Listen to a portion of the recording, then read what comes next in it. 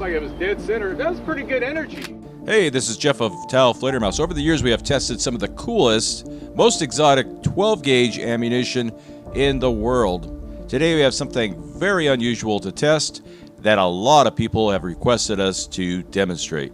Yes, the S.O.B. Slug by Holy S Ranch. And this may be the most misunderstood slug ever to make it to market. Now, these slugs are not for bear defense, they're not for hunting, they are strictly for self-defense. These have a velocity of 1,200 feet per second. They are 235 grains, solid brass, collapsing projectile. What the heck does that mean? A collapsing projectile. We'll get into that in a minute. It's a very aggressive looking slug. A lot of people have said it looks like a pineapple grenade. Others have said it looks like a hose barb, including me. Weight of the slug is actually quite light, weighing in at 0.55 ounces, 15.4 grams, or 239 grains. The S.O.B. Slug is precision made on a Swiss type lathe. This type of machine will turn out one 9mm interceptor projectile every 40 seconds, but it takes about 4.5 minutes to turn out one S.O.B. slug. So we have slow manufacturing, expensive metals, that equals one expensive slug. Now let's look at the components used in the shell. We've got, I don't know if it's Delrin, nylon, UHMW, or what, but it's a support plug that goes on the back of the slug, and that just sits on an FS12 gas seal. I have no idea what the powder is or the quantity is, but it's enough to get it to 1,200 feet per second. Now, one thing you'll notice is at the valleys, at the very thinnest area of the slug, it is only about 0.010 of an inch thick, very thin, and that equates to only about 1/4 of a millimeter. And that very thin amount of material goes all the way down to that base. Now that's an important clue on how these function, and we'll demonstrate that in a minute when we get to shooting them. And finally, this is what the shell looks like. Really nicely done. It uses a clear overshot card on top of the slug and has a nice roll crimp on it. Now, you may have seen other videos of the S.O.B. Slug.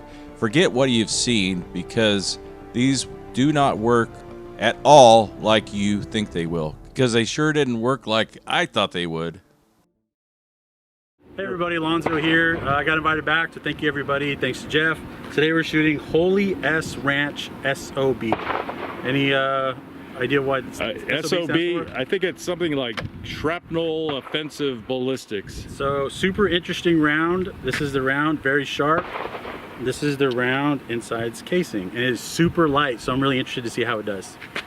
How far away are we going to be shooting today? According to the box and the manufacturer, 0 to 10 yards. That's its effective range. It is strictly a self-defense round. It's not for hunting, not for taking out a bear or wild hogs or anything. It is for two-legged predators, self-defense. So it'll be interesting to see how it does, and we'll go from there. All right, everybody, we're going to load this up. This is recommended only for a smooth bore choke. No choke. No choke. Smooth bore only. Yeah. Got it. I think there's size that they might work out of rifle barrel, but I don't see any benefit in doing that. I measured them carefully, and I think they would work out of rifling. But again, I don't know if they've ever been tested through a rifled barrel or rifled choke or anything like that, but don't really want to take a chance at that. Maybe. I'm ready when you are. Now, believe it or not, this is not a malfunction. This is how the S.O.B. functions. When the S.O.B. is shot, the rapid acceleration, the G-shock, breaks the front of the slug apart and turns that into around 24 pieces of shrapnel. The base of the slug continues on as a mini slug and is very stable in flight and quite accurate. Now, I did speak with the owner of the company, whose name is Doyle, and he explained to me in pretty good detail about what I was to expect when testing these things out.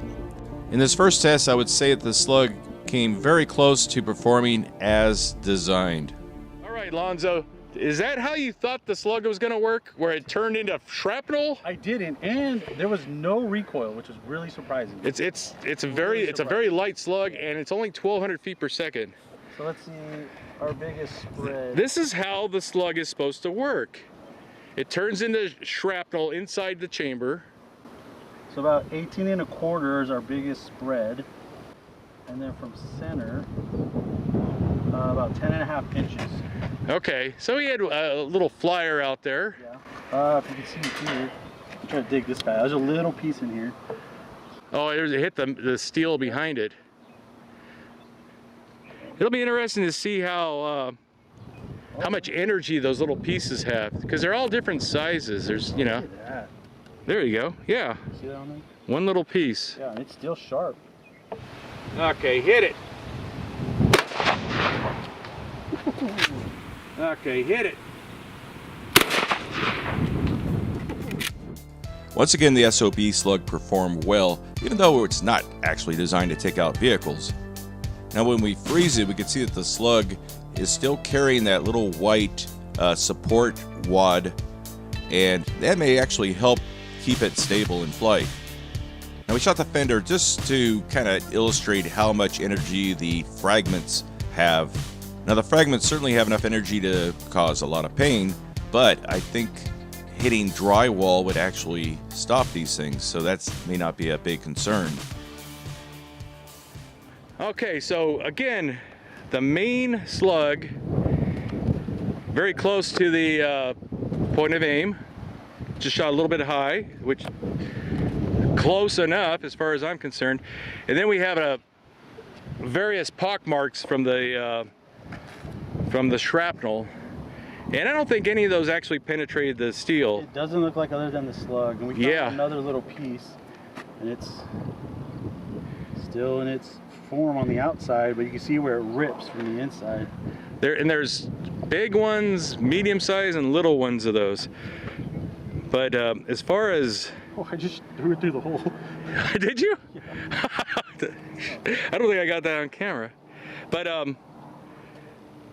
yeah, I put nice dents in the sheet metal. That equates to pain on your body, I guess.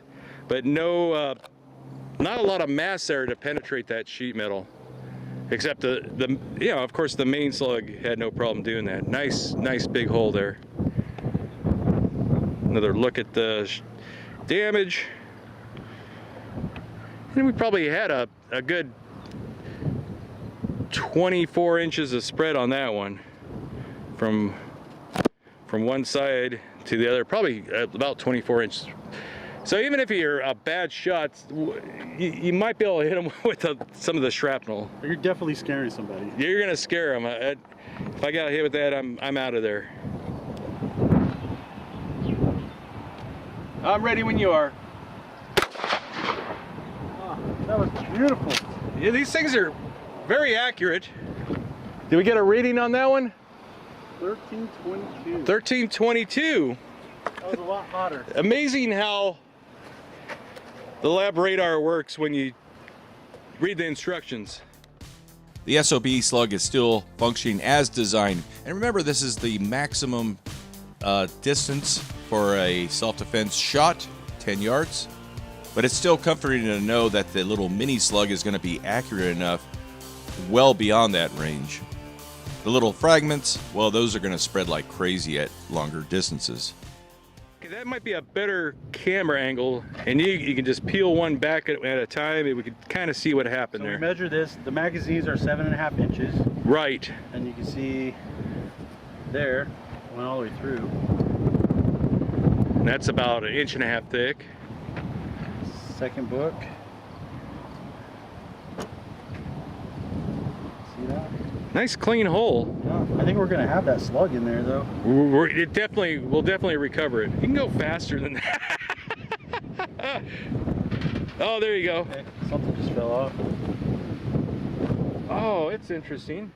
Now this is what the mini slug, what we've been calling it, or the base of the slug looks like after all the little petals have sheared off.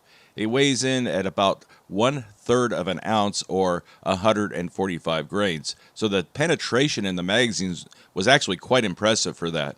Later on, we'll be shooting at a ballistic gel block, and we'll see if it'll reach 14 to 16 inches in that block. Now, to me, that seems very optimistic for such a light little projectile. The tactical water container. Just to give you an idea of how much energy it's pushing.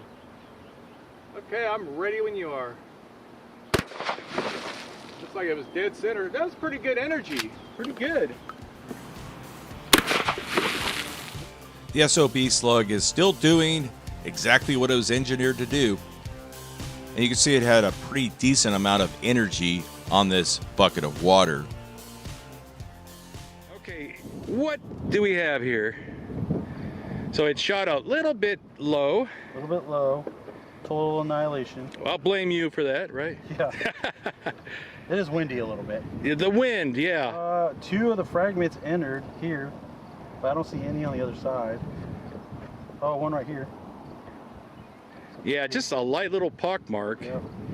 And remember, those are all different sizes. There's. So it looks like that slug went through and through, and that one that entered here might have went out here. Oh, okay. That's respect. There was water there. It was completely full. And there's the exit for that slug. Wow. Okay. Okay, I'm ready. Oh, he came back. I felt it. Now, the S.O.B. Slug is certainly not going to win the lead plate penetration contest, but as a defense round, I think it would be ideal for people who normally wouldn't be capable of shooting a 12-gauge shotgun. The recoil is very light on these things, lighter than any other 12-gauge defense round. We found the slug got pushed out. That's our base. It turned into a donut somehow. Yeah, and it was about. How do you feel about donuts? They call them power rings. But that's for another. Interesting. So yeah, put your finger there in the hole just to give it some scale. So we are really shallow, like we expected. No full penetration. So, definitely not made to penetrate 1.5 inches of lead. I'm assuming we won't get in trouble for damaging the table, but there's a hit there. Looks like maybe there. One up top is fresh, and a couple small just fragment hits. You can see that. Yeah, that wasn't there before. The little fragments. It's going to be interesting what those fragments actually, how deep they actually penetrate in the ballistic gel. When you are. Oh my gosh. Okay, I'm ready when you are. Oh my gosh. that was nuts. Now, this is our one and only partial malfunction, I would call it, of our test. And you can see we didn't get full fragmentation of that front part of the slug. Now, fortunately, it did not affect the stability or accuracy of the base itself. That was very accurate still. Overall, we had very satisfactory damage to the ballistic gel head.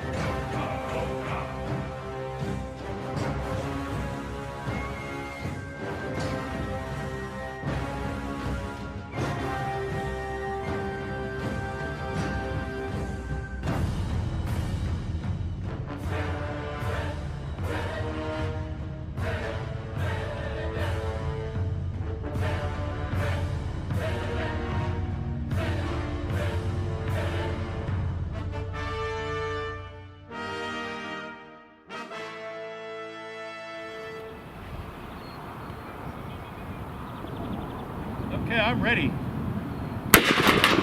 And on the ground. Darn it.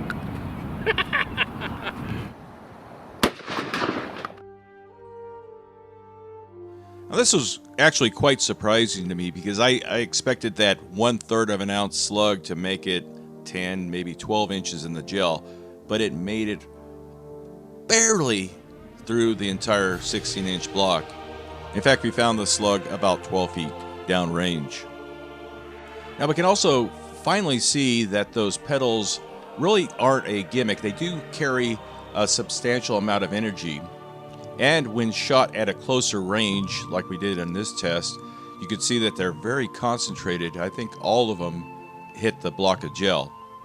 Now, many people have dismissed the SOB round as being just another gimmick, but as you can see in these tests, it really means business.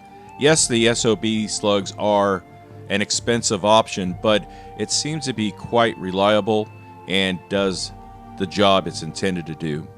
Now, the slug does function in a very peculiar way, a way I haven't seen any other slug function before.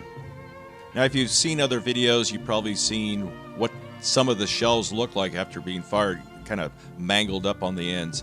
This only occurred on a couple of them and did not prevent the shell from being extracted normally. While it looks pretty bad, it doesn't seem to be something we need to worry about. Now, we were using a 28-inch barrel on a kind of a warm day, and as we progressed through the day and it got warmer, our velocities kind of crept up along with that. Had we used an 18 or 20-inch barrel, our velocities would have been closer to the advertised velocity of 1,200 feet per second. And it probably would have penetrated the block 14 or 15 inches. Okay, what is your thought on the SOB slug? So if you were just to read the box and follow its instructions, it does exactly what it says it's supposed to do.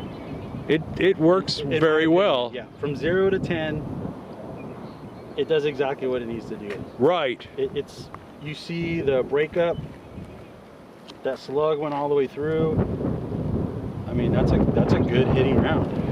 And I was kind of surprised that many of those pieces of shrapnel, how deep it went. We'll get some measurements on that. And that is our gas seal right there. Usually when you shoot it, it'll create a huge opening at the beginning, and wads, cork, gas seals will just follow that slug right through there. And on the high speed, we can see the slug squeaked out the end, just squeaked it. And Lonzo, with his eagle eyes, he found it. It was about, I don't know, 12 feet downrange. It didn't make it very far. I thought it'd make it all the way to the weeds or the river over there. It just barely made it, and it looks like all the other slugs and stuff. And that had actually exceeded the penetration that Doyle told me they'd do. I think he told me 12 to 14 inches, and we got 16 inches of penetration, barely. If that block was 17 inches long, it would have stayed in there. It just barely came out. So I would say, as far as over penetrating a target, these have a very low probability of doing that. Yeah, do that again. That was kind of a, See that? yeah, makes it show up. And especially if you can get the shot from the top, it's gorgeous. The side shot's pretty good. It's gorgeous. So, yeah, these would be good because the recoil's so light. Yeah, rotate it this way. I'll show you the entrance wound. It's pretty gnarly. I don't know if that helps at all. Yeah, kind of, sort of. Maybe not. So, you know, if you're an older person or you have arthritis or you can't shoot a 12 gauge normally, these things, Yep. you'd be able to shoot these things still comfortably. 100%. I think we were talking about earlier, that low recoil, and for the 0 to 10, I would recommend it. And then you have, you know, you're not blasting these things at 2,000 feet per second, so they're not really super loud.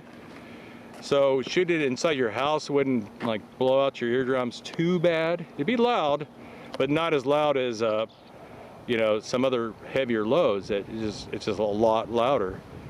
So you'd be able to get a second shot off pretty easily if you miss, but the accuracy wise is really good for 10 yards or less. I don't think you're damaging a lot of drywall either. Right, with the shrapnel pieces. Yeah, and you know, and that shot he was like 10 feet away, and a lot of the reason we did that was to try to capture as much as of the shrapnel as possible, and that actually went in there pretty good, pretty deep, much deep. I thought it was going to go in like an inch. So let's get some measurements and see. Now remember, the fragmentation is happening inside the chamber of the gun. So again, it's like buckshot. And so we get a pretty good spread on that. This is, if I was to look at that, I would have thought it fragmented after it hit the block, but that's not how it works. We could see the entry holes from the fragments. So this just get some measurements of, give people an idea of how deep the little fragments went. A little upside down, but so this is right at 14 inches. And that's the gas seal. That's the FS12 gas seal he uses. And there's a chunk in the middle that's probably at 9 inches. Yeah, that must have, that probably followed the slug through channel, through its when it cavitated. Yep. Yeah. I think a majority of them are probably at the 3 to 4 inch mark. Okay, so they do something, you know. Yep.